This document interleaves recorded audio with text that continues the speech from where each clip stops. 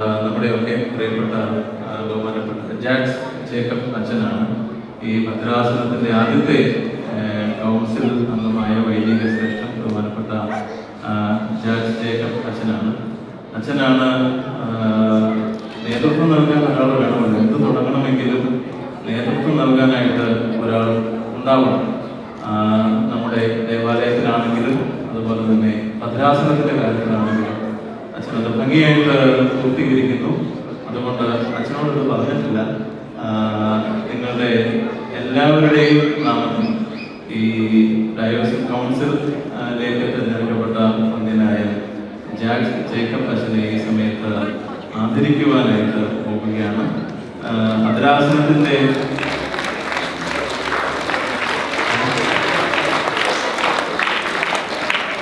ബഹുമാനപ്പെട്ട എബ്രാൻ ഖാൻ അതുപോലെ തന്നെ ഡേവിച്ചാൻ ഇവിടെ കേട്ടോ. രണ്ടുപേരും ഒന്ന് മുമ്പോട്ട് വരുന്നു. അവര് ഭദ്രാസനത്തിന്റെ പ്രതിനിധികളാണ്. അവരോട് പറഞ്ഞിട്ടില്ല, മുമ്പോട്ട് പോയത്.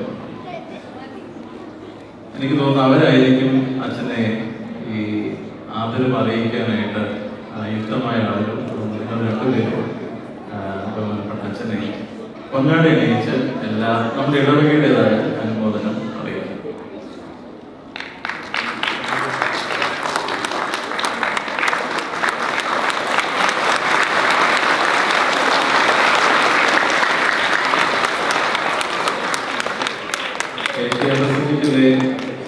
തീ പാറുന്ന ശബ്ദമായി തീരട്ടെ.